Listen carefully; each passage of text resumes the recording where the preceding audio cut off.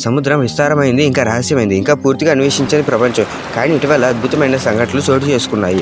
లోతైన సముద్ర జీవులు, మనం అరుదుగా చూసే జీవులు ఒక్కసారిగా ఉపరితలానికి వస్తున్నాయి. ఇది ఏదైనా హెచ్చరిక, ఏదైనా విపత్తుకు సంకేతమా, లేక మన సముద్రంలో మరొక అద్వితీయమైన మార్పులు జరుగుతున్నాయా? గత కొన్ని వారాల్లో సముద్రంలో విచిత్ర సంఘటనలు జరిగాయి.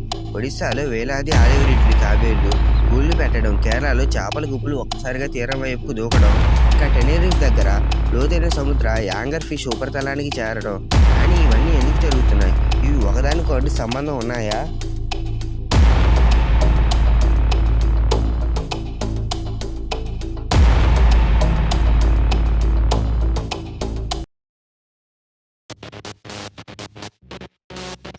ఓవర్ ఫిష్ను డూమ్స్డే ఫిష్ అని పిలుస్తారు. ఇది కనిపిస్తే ఏదైనా విపత్తు సంభవిస్తుందేమోనని నమ్మకం. 2011లో జపాన్లో భారీ భూకంపం, సునామీ జరగడానికి కొన్ని నెలల ముందు అనేక ఓవర్ ఫిష్ తీరం వైపుకు వచ్చాయి.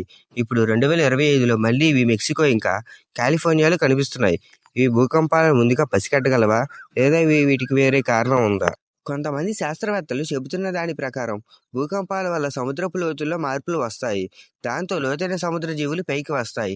మరికొందరు అయితే గ్లోబల్ వార్మింగ్ ఇంకా సముద్ర ఉష్ణోగ్రతలు పెరగడం వల్ల వీటికి సహజ వాతావరణం మారిపోతుందని చెబుతున్నారు. కానీ ఓవర్ ఫిష్ కనిపిస్తే ప్రపంచం మెలకువగా ఉండాల్సిందేనా?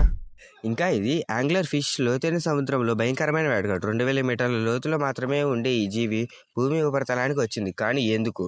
కొంతమంది ఈ సంఘటనలను చూసి ఒకటే నమ్ముతున్నారు, మన సముద్రంలో మార్పులను చూపించే ఒక హెచ్చరికని. ఈ యాంగ్లర్ ఫిష్ కాంతి వైపుకు ప్రయాణించి వెంటనే మరణించడంతో ఇది అనుకోకుండా సోషల్ మీడియాలో సెన్సేషన్ అయింది, బాగా వైరల్ అవుతుంది.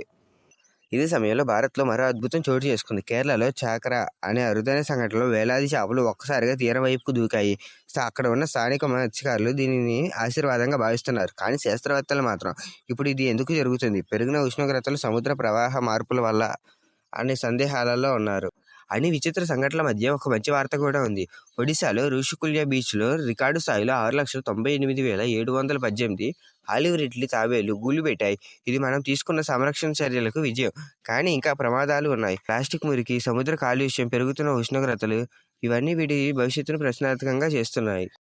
అందుకే ప్రశ్న, మన సముద్రంలో నిజంగా ఏం జరుగుతుంది? ఈ లోతైన సముద్ర జీవులు మనకు ఏదైనా సంకేతం ఇస్తున్నాయా, లేదా ఇవి ప్రకృతిలో సహజంగా జరిగే పరిణామాలా? కానీ ఒక విషయం మాత్రం స్పష్టంగా తెలుస్తుంది, మన సముద్రం మారిపోతుంది. మనం గమనించాల్సిన సమయం ఆసన్నమైంది.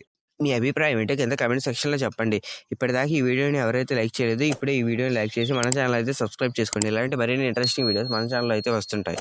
అన్ని సంఘటనలు ఒక్కసారిగా పరిశీలిస్తే మన సముద్రంలో ఏదైనా అద్భుతమైన మార్పు జరుగుతుందని అనిపించదు.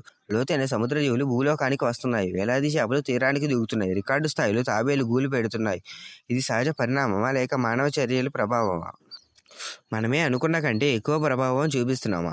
మానవ చర్యల వల్ల సముద్రంలో ఉష్ణోగ్రతలు పెరుగుతున్నాయి. మత్స్యకారులు, పర్యాటకులు, పరిశ్రమలు మనం సముద్ర జీవశైలిని నాశనం చేస్తున్నామా? ఈ లోతైన సముద్ర జీవులు సహజంగా పైకి రావా, లేక మనం చేసే పనుల ప్రభావం వల్ల వాటికి ఇబ్బంది కలిగి అక్కడ బ్రతకలేక మరణిస్తున్నాయా? కానీ మనం చక్కదిద్దుకుంటే పరిస్థితి మెరుగుపడే అవకాశం ఉంది. ఒడిశాలో తాబేలు రక్షణ చేపట్టే చర్యలు ఎలా ఫలితాన్ని ఇచ్చాయో చూసాం. ఇలాంటి చైతన్యం, ఇంకా ఇలాంటి కృషి మన సముద్రాన్ని కూడా రక్షించలేమా? మన సముద్రాల భవిష్యత్తు మన చేతుల్లోనే ఉంది.